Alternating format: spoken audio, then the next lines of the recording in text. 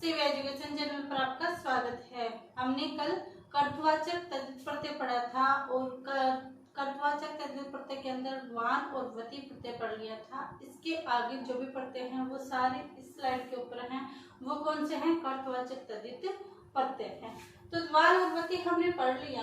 क्या पढ़ लिया? वान और वती प्रत्यय हमने पढ़ लिया। उसके बाद है रे प्रत्यय, रे ले आलू प्रत्यय, व प्रत्यय, वन प्रत्यय, ये कौन से हैं? कर्तवाचक तद्धित प्रत्यय हैं। ये हम अलग अलग प्रत्यय क्यों पढ़ रहे हैं? क्योंकि अगर हम अलग अलग प्रत्यय पढ़ेंगे जिससे हमें समझने में आसानी होगी। एक बार पढ़ने में टाइम लगेगा, लेकिन जब चीजें हमारे कॉन्सेप्ट क्लियर होंगे, चीजें हमारी समझ में आने लगेगी, तब ये सारी हमें इतनी बड़ी क्लास से नहीं लगेगी, क्योंकि ये सारे कॉन्सेप्ट छोटे छोटे हमारी समझ में आ जाएंगे। इसलिए हर एक क्लास आप ध्यान से देखिए और क्लास को आप अधिक से अधिक शेयर करें। आप शेयर नहीं करते क्लासों को तो प्लीज आप शेयर जरूर कीजिएगा। तो कर्तवाचक तद्धित प्रत्यय में रे प्रत्यय है। रे प्रत्यय में उत्पन्न शब्द देखते हैं। मधुर में रे जोड़ेंगे तब शब्द क्या बनेगा? मधुर। शब्द क्या बनेगा? मधुर। कौन सा प्रत्यय है? कर्तवाचक तद्धित प्रत्यय है। मुख में रे जोड़ेंगे शब्द क्या बनेगा? मुखर। शब्द क्या बनेगा? मुखर। कुंज में रे जोड़ेंगे शब्द क्या बनेगा? कुंजर। शब्द क्या बनेगा? कुंजर। क्या करना है हमें? मूल शब्द के अंदर प्रत्यय जोड़ना है और कुछ नहीं करना है। उपसर्ग आगे जुड़ता है और प्रत्यय पीछे जुड़ता है। भ्रमर में रे प्रत्यय जोड़ेंगे तो शब्द क्या बनेगा? भ्रमर। शब्द हमारा क्या होगा? भ्रमर। प्राची में ई प्रत्यय जोड़ेंगे तो शब्द क्या बनेगा? प्राचीर। शब्द क्या बनेगा? प्राची। और प्राचीन में भी प्राची में न प्रत्यय जोड़ने से, प्राची में न प्रत्यय जोड़ने से कौन सा शब्द बन रहा था? प्राचीन। कौन सा शब्द बन रहा था? प्राचीन।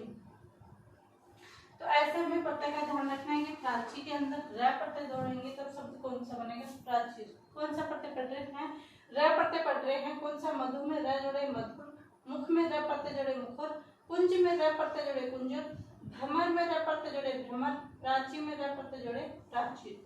कौन सा प्रत्यय है? इसमें है रे कर्तवाचक तद्धित प्रत्यय।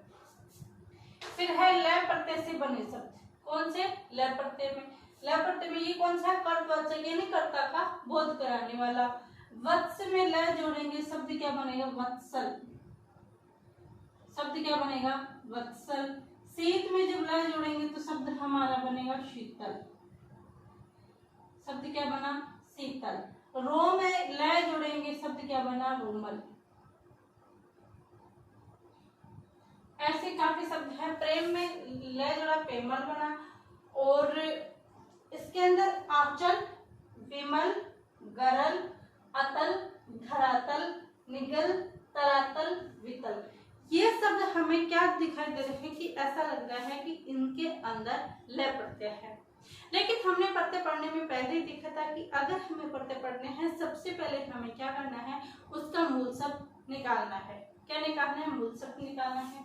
तो आंचल, ये आ उपसर्ग दिख रहा है, चल मूल शब्द है, वे उपसर्ग लग रहा है, मल क्या है? मूल शब्द है, ग उपसर्ग है, रल क्या है? मूल शब्द है। यहाँ पर तल मूल शब्द है, या धरातल में मूल शब्द है, निगल में मूल शब्द है, तल तल।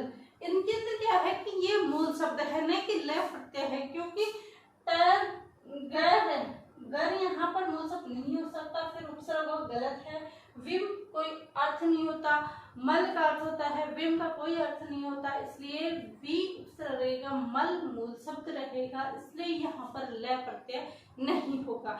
गलती मत कर देना कि ले शब्द लास्ट में दिखते ही हम ले प्रत्यय करते नहीं। सबसे पहले हमें प्रत्यय के अंदर यही देखना है कि मूल शब्द क्या है। अगर वो मूल शब्द हम निकाल लेते हैं, उसके बाद जो शब्द बचा है उसके पीछे क्या लगा है वो प्रत्यय होगा। और वो प्रत्यय हमें देखना है कि वो कर्तवाचक का बोध कराता है, विशेषण का बोध कराता है, या संबंध का बोध कराता है, कौन से बोध कराता है, वो चीजें देखकर ही हमें प्रत्यय का अनुमान लगाना है। नहीं कि आंख बंद करके ऐसे मत कर देना कि इसमें ल दिख रहा है, इसमें र दिख रहा है, इसमें प दिख रहा है तो यही प्रत्यय होगा। नहीं, सबसे पहले हमें यही बात देखनी है कि इसमें मूल शब्द क्या है। अगर हम मूल शब्द की पहचान कर लेते हैं तो न हमारा प्रत्यय गलत होता है और न ही हमारा उपसर्ग कभी गलत होता है। इसलिए मूल शब्द हमें सबसे पहले अंतर पहचानना चाहिए इन दोनों टॉपिकों के अंदर, कौन से में, उपसर्ग में और प्रत्यय के अंदर। फिर है आलू प्रत्यय। आलू में कौन से, दया में आलू जोड़ा दयालु बना, श्रद्धा में आलू जोड़ा श्रद्धालु, निद्रा में आलू जोड़ा निर्दालु और कृपा में आलू जोड़ा कृपालु। ऐसे काफी शब्द हैं जिनके अंदर अगर हम पीछे आलू जोड़ते हैं मूल शब्द के अंदर, तब कौन सा प्रत्यय है, आलू प्रत्यय। आलू कर्तवाचक तद्धित प्रत्यय। फिर है वह प्रत्यय। वह प्रत्यय केश में वह जोड़ेंगे तो शब्द हमारा क्या बनेगा, केशव। शब्द क्या बना, केशव। विश्व में वह प्रत्यय जोड़े शब्द क्या बना, विश्व, विश्व। और राजीव में वह प्रत्यय जोड़े शब्द बना राजीव, शब्द क्या बना, राजीव। ऐसे ही वल प्रत्यय है। वल में कृषि। कृषि अगर हम सिंगल में लिखेंगे तो कृषि ऐसे लिखेगा, लेकिन अगर हम किसी शब्द के साथ लिख रहे हैं तो कृषि ऐसा ही लिखा जाएगा।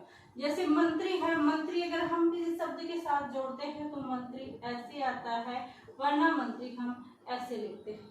ठीक है, मंत्री अगर आप लिखेंगे ऐसे लिखेंगे और मंत्रिमंडल लिखेंगे तब ऐसे लिखेंगे। तो ऐसे हमें कुछ चीजों का ध्यान रखना चाहिए कि कौन सी मात्रा कहाँ पर सही होगी और कैसे होगी।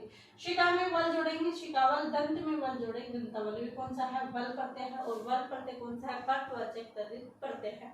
कर्तवाचक तद्धित प्रत्यय आज हमारे कंप्लीट होते हैं। कौन से है, वान और प्रति प्रत्यय है, र प्रत्यय है, ल प्रत्यय है, आलू प्रत्यय है और ये वल प्रत्यय है और वह प्रत्यय है। इसमें कर्तवाचक तद्धित प्रत्यय है। और अगली टॉपिक और नए टॉपिक के साथ हम मिलते हैं कल। आप सभी को ये क्लास कैसे लगी आप कमेंट करके जरूर बताएं। आप सभी का धन्यवाद, थैंक यू।